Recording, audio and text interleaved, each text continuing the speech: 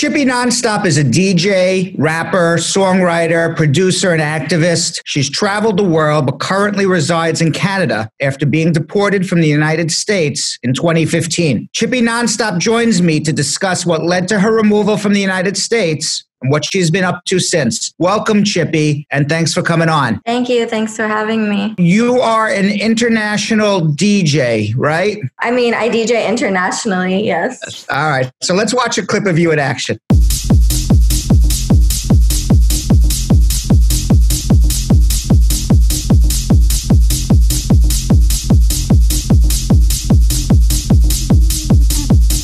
Wow, that's very cool. So tell me, you were born where, Chippy? I was born in Sharjah, which is the UAE, which people call Dubai. You've been to Dubai since, I assume, right? Yeah, I was actually just there. We got stuck there during the quarantine. You stayed in Dubai till what age? I was an infant, basically. But your parents were not citizens of the UAE? No. So like if you're not of Arab descent, you're not given citizenship of an Arab country, basically. So Right. You were born as a resident then. I think you get residency as long as your parents have residency there, right? Exactly. So, but my parents have Indian passports. They're Indian by descent and Indian citizens. Yeah. They were Indians who immigrated to Dubai. My dad worked for Lipton, at Unilever. So he was working in Dubai for that. Then he got transferred to Africa, Zambia. And so we, as a family, we all moved to Zambia. And so we lived there for another, I want to say 4 or 5 years. So then at what age did you come to the United States and how did you end up in the United States? So my dad, for Unilever, he was kept getting transferred to different places. Like he was getting transferred to Kenya after that. What did he do for Unilever? He's an accountant. My mom and dad didn't want to live in Africa anymore. We went back to Dubai for a bit and tried to see if my parents wanted to live there again, and they weren't feeling it. And then my dad was trying to immigrate to Canada because it was easier to immigrate to Canada, but then got a job offer in America. And what type of visa did he come here on? It was a work visa. I'm not sure what type of work visa. Mm-hmm. And then me and my mom were dependent on my dad. Right. Well, it would have been either an L visa, which is an intra-company transferee visa, an E visa, which would be some sort of investor treaty trader visa, or an H-1B, which would be a professional worker. That sounds the most familiar. H-1B. Right. Yeah. And then you were in H-4. How old were you at the time? I was around 10 or 11 maybe. And where did you immigrate to? We were living in a suburb of San Diego. It was very different. And I was kind of not really liking school very much. So I started going to charter school and I homeschooled and finished school quickly. And then I moved out of my parents' house when I was 16. Did you think about when you were moving out when you were 16, what your immigration status was? Because you were dependent on your dad's work visa. Exactly. So I didn't think about that kind of stuff. Because I moved when I was 10, right? And you don't know anything about immigration. And especially I was kind of a rebellious teen, I guess. I just didn't want to be in my parents' home. I didn't like that we moved so much. You know what I mean? Now I know how the story ends, it's not a spoiler alert. You got deported from the United States. How old are you now? I just turned 29. Okay. All right. So when you look back 10, 15 years ago, you're 15, 16, 17 years old. Are you upset at your parents that they never sat you down and said, hey, you got to think about immigration? Because as a 15-year-old, you can't be held responsible for understanding what your immigration status is. Yeah. I mean, when I first got deported, I was like, why didn't I know or understand? But now looking back, I also wasn't very receptive to if I was a parent, I don't know if I would have been able to talk to me. Because you were so rebellious. You weren't listening to anything. I didn't think my parents knew anything. In a lot of immigrant families, parents don't even talk to their kids very much.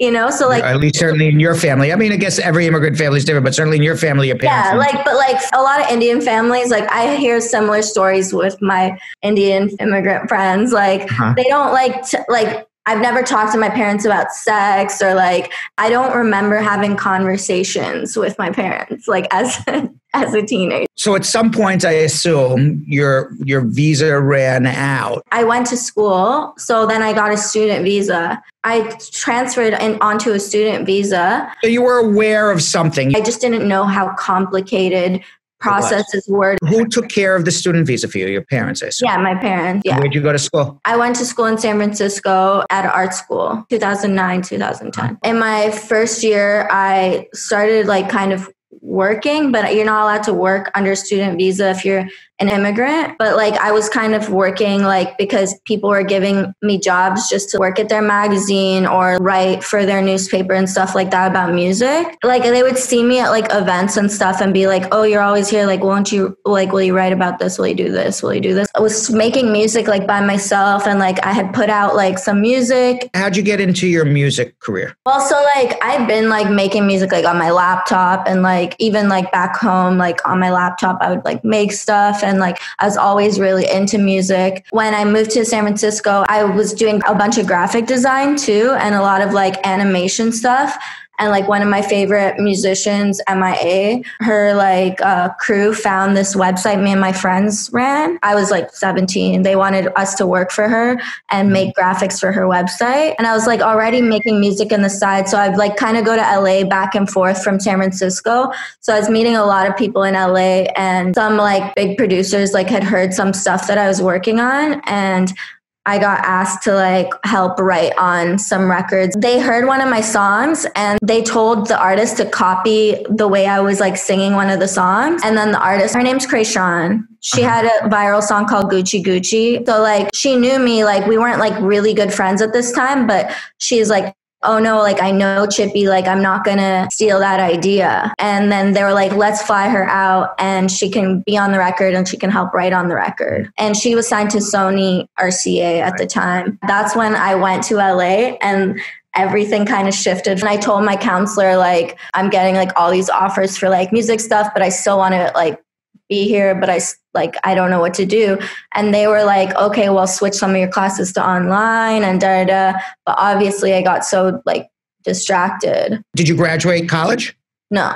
All right. So at some point you stopped school. I told my parents I was dropping out of school and they said, well, you're going to have to switch back to the dependent visa. And then they obviously didn't want me to drop out of school. And then I was like, okay, well, I'll switch to the dependent visa. That only lasts till you're 21. Exactly. And I didn't understand the severity of switching back and forth from like student visa to this visa. And then like when that expires, like what do you do? All this time I'm working. Right. Which is you're working without permission. All this time you're violating your visa and don't even realize. Yeah. And like now in retrospect, obviously I know that. You came here as a child dependent on your parents' work visa. You switched to a student visa. You wanted to give up school. You switched back to a dependent on your dad's work visa. And when you turn 21, you fall off that visa.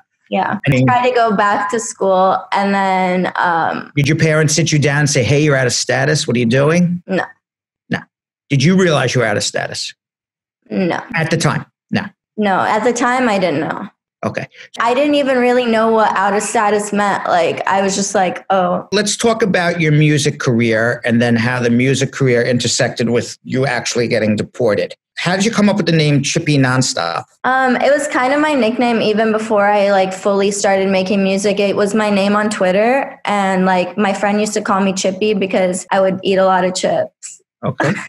and then like Nonstop was just a thing because I literally was just like always like on the go, like doing stuff nonstop. Okay. How did your career take off? So yeah, I guess I was telling you like my friend Krayshawn, she blew up and she had me like helping writing on some songs and she like directed some of my videos and I went on tour with her and stuff like that. And then some of the producers that were working on her album really liked working with me and they were on Sony like RCA and they were writing like big records for like Miley Cyrus and like Madonna and like stuff like that. So I became a part of their like team and started helping write with them. So I was doing a lot of like songwriting for that. And then there was like other projects that I was doing on the side. There's this producer named Diplo, like I was working with him and like I got on a song for this popular group called Major Lazer. And like people were seeing me on like big tracks and stuff and like seeing me like writing around. And And then You went on tour. yeah, like I was touring with Krayshawn and like three other girls. And you left the US. Yeah. But this was before I got deported. I guess I was like kind of flying under the radar. And like when I played in Japan and when I came back, that's when I got in trouble. You got in trouble. Let's talk about that. So what happened? So yeah, like I was 24 when it happened. And then I was at airport security. And then I was like, oh yeah, like I'm good. Like I'm fine. What were you showing them? Well, they would just look through my passport at like old like visas, I guess. What were you showing in your passport? You had an Indian passport. Yeah, I had an Indian passport. They knew that I was a student here. My family lives here. I mean, I would hand them my passport like as ID. What happened this last time when you came back? I showed security and then I got into a room and I was just in a room with like, you know, 3 people like sitting looking really sad. And I was just like, oh shit. Are you scared? Yeah, I'm terrified. They take me to just like a desk, like right in that room. And then they're just asking me a bunch of questions. They're kind of like talking to me like you're dumb, like that you didn't know that you can't come in back in here. And they were like, why? Like, you know, you had this visa, but you don't have the right visa right now to come in. Well, right. And then I was like, oh, I don't know. Like my family lives here. I went to school here. Like I just like was like, I don't understand. So what happened? Did you sit in jail? Yeah. And then after that, they take me into a room and they are like asking me all these questions about my possessions and like taking all my money. What questions did they ask you? How much money I have on me, like what I have with me and customs type questions. And then they're taking away like the strings of like my hoodie and like my shoelaces away from me because I'm going into the room, you know? So like they're just going to leave me in the room for a while before they take me into like more questioning. So they didn't want me to like hurt myself like while I was in the room because I was like pretty hysterical. And how long were you in detention? It wasn't a full day. I was in that room for a while, in and out. Like they would take me to some guy would come, take me, ask me a bunch of questions about like my job, my life, like if I've done any drugs ever, like things like that. And like, just like all like questions, like taking my fingerprints and everything. And then they asked me like where I wanted to go, like if I wanted to fly to India or like back to Japan or to Mexico or Canada. Well, why Mexico? You just had to go somewhere to leave the country because then my parents could have just met me in Mexico because they live in San Diego. I see. Then how did you end up in Canada? And then so I decided to go to Vancouver. Why Vancouver? Just because it was the closest Canadian English-speaking place. You have no ties to Canada. I didn't know anyone in Vancouver except like from the internet. Like I just talked to people all over the world on the internet. So you fly to Vancouver. When do your parents find out? They found out when I got to Vancouver. And were they hysterical? Were they? Yeah, they were hysterical, but they weren't surprised. They assumed that I was going to get kicked out. You never had that discussion about traveling in the United States and leaving the U.S. and coming back, being out of status with your parents? Not that I can remember. Okay. And now you've been in Canada for how many years? I've lived here now since 2015. And have you tried to get a waiver? You can come back on an O1 visa, a waiver. Have you tried to do anything to come back to the U.S.? So like when I first came back here, I got a lawyer and they told me that I had to wait a year to even try. Well, no, not true, but okay. At that time, yeah, that's what they told me, that I should wait at least a year. No, you can come back on an O1 visa, somebody with extraordinary ability. I don't know if you were asked to just withdraw your admission to the United States or you had a summary inadmissibility order. There's 2 different things that could have happened at the airport. But it sounds like they just asked you to withdraw your admission and go to another country and pay your own way. You never had a summary inadmissibility, so you can come back on an O1 visa. But then they banned me for 10 years. You have a 10-year bar because you were out of status for more than a year. But you still can come back on a waiver. Yeah. Have you tried to do that? You don't have to wait a year. My question is, do you want to come back to America? Yeah. So why are you in Canada for 5 years? Why haven't you applied for an O1 visa? Well, so basically like Why haven't your parents filed for you? Do they have a green card? No, so they don't need. But you can do an O1 visa, extraordinary ability, and get a waiver and come to the United States and work. Honestly, like everything was just so daunting at the time. And then like I started like doing really well in Canada and like I started doing certain work that I liked better than what I was doing in America. Canada. Really? Yeah. Tell me what you're doing in Canada. So yeah, like when I moved to Vancouver, I didn't really like the scene there. And I started this like workshop series to teach women and queer people how to produce and DJ. And it kind of took off. And like, I just like kind of started a really big community with it. And like, I just traveled to like Lebanon and Istanbul. The Canadian embassy paid for me to go teach women how to produce and DJ. So I just gained a community here through that type of work that I never did in LA. I just like found myself like better being like thrown out of my comfort zone. I'll be the first to admit I wasn't aware of anything and I wasn't trying to be aware of anything. Correct. And I guess like even when you're asking me these questions now, like the whole process made me so nervous with immigration and the whole process with just like not belonging somewhere. Like even because like as a kid moving so much, like I never paid attention to those type of things. So like everything just seems so daunting in terms of immigration, in terms of like being somewhere. Even like little things like even in high school, like people would like rep their like hood, like where they're from, or like rep their town or whatever. Like I never felt like I could rep a city or a town. I always felt like an alien everywhere I was, you know what I mean? So like that kind of feeling took into like me not wanting to deal with my immigration status. Sure. I get it. You're in Toronto now, right? Yeah, I live in Toronto, and like the community that I have here is so much different than I ever felt in America. Like I was saying, in America, everyone like reps where they're from like really hard. In Canada, I don't think it's really like that. This workshop that you're doing, Intersessions, how many people have you helped, do you believe? I started doing it 4 years ago and done like hundreds of workshops, and there's like been 60 people at each.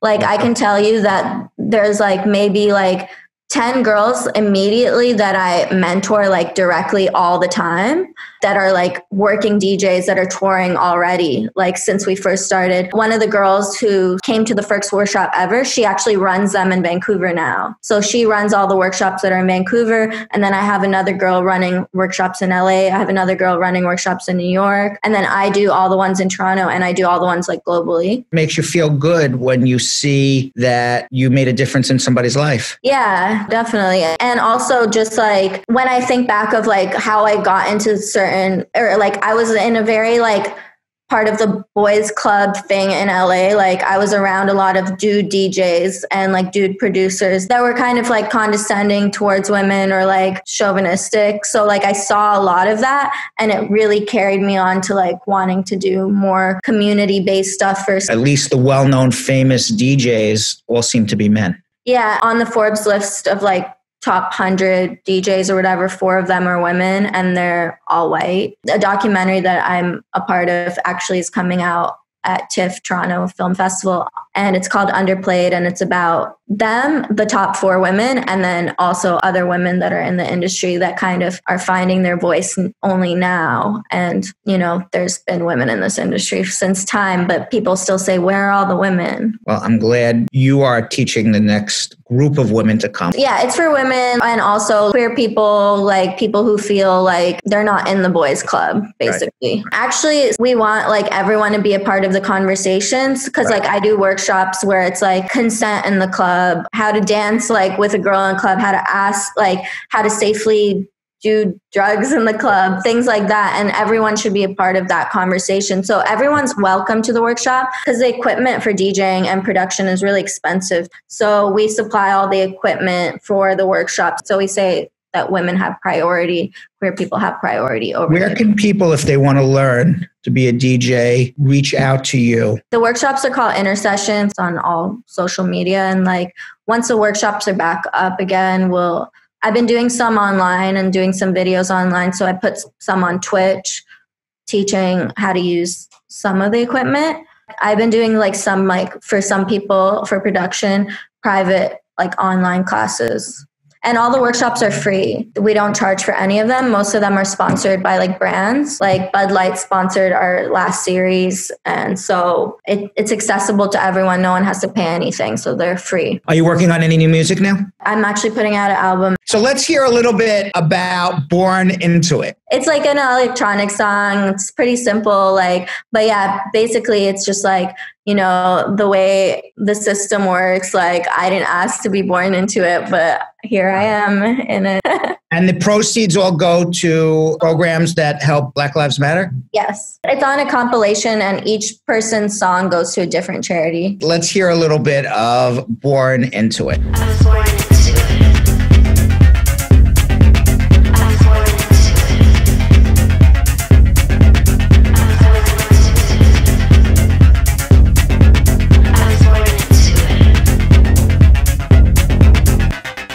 That's really good. So let me ask you, where can people find your music and follow you? You can find me on SoundCloud, Bandcamp, iTunes. My whole album will be out on everything, like Spotify, everything, as Chippy Nonstop. If you Google Chippy Nonstop, it'll come up. We always ask this question at the end of all our interviews. If you had your American dream, what is it? At the end of the day, the type of opportunity, especially in the entertainment industry, that you can get in America is insane. How I went from point A to point B so quickly in America, that could never happen here.